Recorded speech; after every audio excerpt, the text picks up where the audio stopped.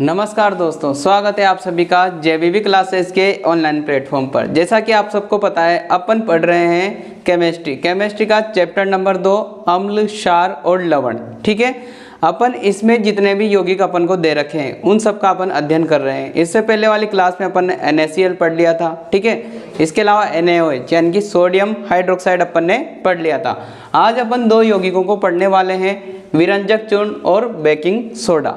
ये क्या होते हैं, किस प्रकार से इनका निर्माण होता है, इनके क्या क्या उपयोग है, आज इस वीडियो में अपन चर्चा करेंगे। ठीक है, तो पहले अपन लेते हैं विरंजक चूर्ण। विरंजक चूर्ण का निर्माण किस प्रकार से होता है। देखो, जब बुझे हुए चूने की अभिक्रिया क्लोरीन गैस के साथ की जाती है, ध्यान से सुनो, जब बुझे हुए चूने की अभिक्रिया क्लोरीन गैस के साथ की जाती है तो किसका निर्माण होता है, विरंजक चूर्ण का निर्माण होता है। देखो कैसे लिखेंगे समीकरण, बुझा हुआ चूना क्या होता है, कैल्शियम हाइड्रोक्साइड। क्या होता है, कैल्शियम हाइड्रोक्साइड। इसकी क्रिया करेंगे अपन क्लोरीन गैस से। किससे करेंगे, क्लोरीन गैस से। तो क्या बनेगा अपने पास CaOCl2 प्लस H2O। तो जो ये अपना CaOCl2 है, यही क्या है, विरंजक चूर्ण है। क्या है, विरंजक चूर्ण है। ठीक है ना, इसका मतलब विरंजक चूर्ण का सूत्र क्या हो गया अपने पास, CaOCl2। अर्थात जो विरंजक चूर्ण है इसको अपन कैल्शियम ऑक्सीक्लोराइड भी बोल सकते हैं। क्या बोल सकते हैं, कैल्शियम ऑक्सीक्लोराइड भी इसको बोल सकते हैं। ठीक है, और विरंजक जो चूर्ण है इसका एक बहुत ही प्रचलित नाम है जिसका उद्योगों में बहुत ज़्यादा यूज किया जाता है। जैसा कि अपन नाम जानते हैं, ब्लीचिंग पाउडर। क्या जानते हैं, ब्लीचिंग पाउडर। तो जो ब्लीचिंग पाउडर है वही क्या है, विरंजक चूर्ण है। उसको सामान्य भाषा में ब्लीचिंग पाउडर बोल दिया जाता है। वही क्या है, विरंजक चूर्ण है, और वही क्या है, कैल्शियम ऑक्सीक्लोराइड है। तो कैल्शियम ऑक्सीक्लोराइड का सूत्र क्या हो गया अपने पास, CaOCl2। देखो वास्तव में इसकी जो अभिक्रिया होती है वो किस प्रकार से होती है, समझने की कोशिश करना। जैसे कि अपने पास है CaOH का होल ट्वाइस, तो ये इस प्रकार से जुड़ा रहेगा, अपन सब जानते हैं। ठीक है, फिर जैसे ही क्लोरीन के दो अणु आएंगे इसके पास अभिक्रिया करने, तो ये कहाँ से बंध टूटेगा, सबसे पहले तो H2O बाहर आ जाएगा। ये H2O बाहर आ गया। ठीक है, तो ये H2O तो निकल गया यहाँ से। अब क्या बच गया है, देखो यहाँ से क्या बच गया, इधर तो लग रहा है O और इधर अभी खाली बंद है। अब एक क्लोरीन तो यहाँ जुड़ जाएगा और एक क्लोरीन यहाँ जुड़ जाएगा, तो अपने पास क्या बन गया, CaOCl2। तो ये किसका सूत्र आ गया अपने पास, विरंजक चूर्ण का सूत्र आ गया। और इसी को बोलते हैं ब्लीचिंग पाउडर, इसी को बोलते हैं कैल्शियम ऑक्सीक्लोराइड। इसके बाद अपन पढ़ेंगे कि इसके क्या क्या उपयोग है। देखिए, अपन जब जल को स्वच्छ करते हैं, मतलब जो खराब जल होता है, जो गंदा जल होता है, उसको साफ करते हैं तो उसमें भी ब्लीचिंग पाउडर मिला देते हैं। उससे क्या होते हैं, जीवाणु उसमें मर जाते हैं। तो इसको एक जीवाणुनाशक के रूप में भी काम में लिया जाता है। इसका उपयोग किया जाता है कागज उद्योग में, कपड़े उद्योग में, लकड़ी उद्योग में, इन सब में किसका उपयोग किया जाएगा, विरंजक चूर्ण का उपयोग किया जाता है। क्योंकि विरंजक चूर्ण जो है ये क्या कर देता है, किसी भी कलर को उड़ा देता है, साफ कर देता है और एकदम श्वेत कर देता है किसी भी चीज़ को। जैसे अपन को कपड़े में गंदगी हटानी है, तो जैसे इस पर अगर ब्लीचिंग पाउडर डालेंगे तो उसका कलर समेत सब उड़ जाएंगे, तो वो कैसा हो जाएगा, एकदम सफ़ेद हो जाएगा। ठीक है, तो ब्लीचिंग पाउडर का बहुत ज़्यादा उपयोग किया जाता है उद्योगों के क्षेत्र में। तो अपन को सबसे इम्पोर्टेंट बात थी इसको बनाने की क्रियाविधि समझना। तो कैसे बनाएंगे, कैल्शियम हाइड्रोक्साइड की अभिक्रिया किससे करेंगे, क्लोरीन से करेंगे। तो क्या बनेगा, कैल्शियम ऑक्सीक्लोराइड बनेगा, साथ में जल बनेगा, और कैल्शियम ऑक्सीक्लोराइड को क्या कहते हैं, विरंजक चूर्ण कहते हैं। तो ये था अपना विरंजक चूर्ण। अब बात करते हैं बेकिंग सोडा की। किसकी, बेकिंग सोडा। इसके नाम पर मत जाना, इससे अपन बहुत ज़्यादा काम आने वाली चीज़ें अपने। ठीक है ना, जैसे अपन काम में लेते हैं खाने का सोडा।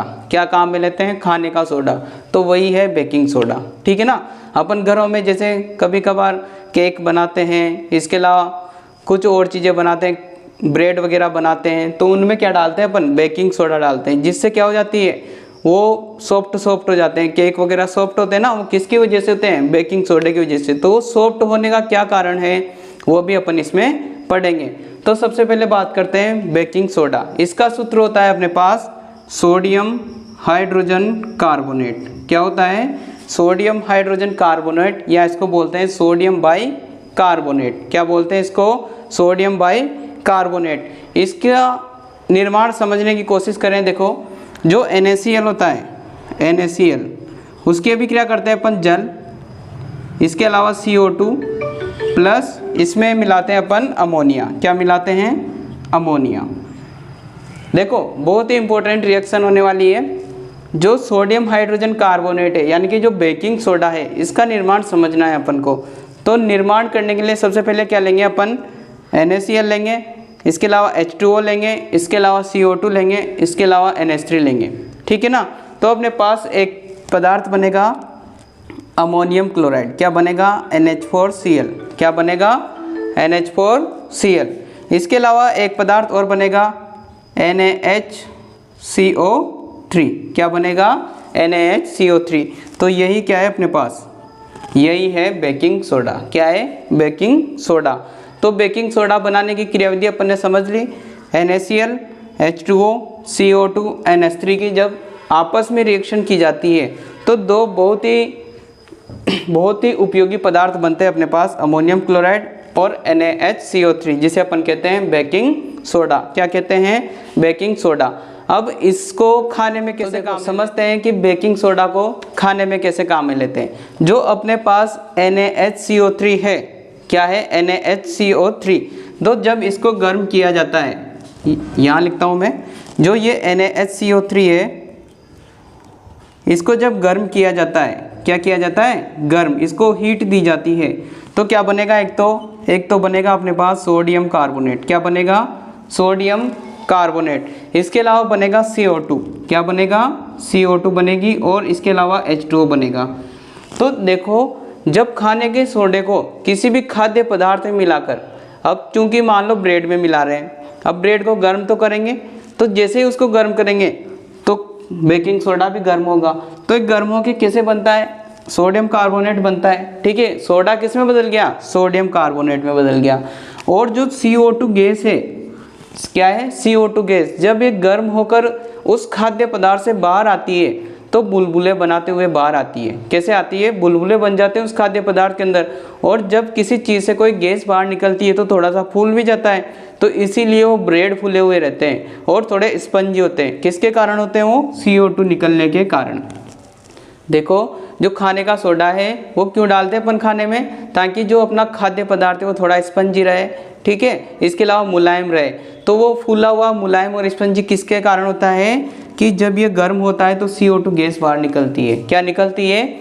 CO2 गैस बाहर निकलती है, जिसके कारण वो कैसा हो जाता है? फूला हुआ हो जाता है, और उसमें थोड़े थोड़े मतलब बुलबुले बन जाते हैं हवा के। इस कारण वो स्पंजी भी होता है। तो वो किसके कारण होता है? CO2 के कारण होता है। इसके अलावा इसके बहुत सारे उपयोग हैं, जैसा कि अग्निशामक यंत्र में इसका उपयोग किया जाता है। इसके अलावा और जो ये कौन सी प्रवर्तिका है? यह है क्षारीय प्रवर्तिका। और जैसे अपने पेट में अम्लता हो जाती है, ठीक है ना, एसिडिटी हो जाती है, तो उसको दूर करने के लिए भी खाने के सोडे का उपयोग किया जाता है। तो इसके भी काफ़ी सारे उपयोग है अपने बेकिंग सोडा के। तो आज अपन ने विरंजक चूर्ण पढ़ा, बेकिंग सोडा पढ़ा।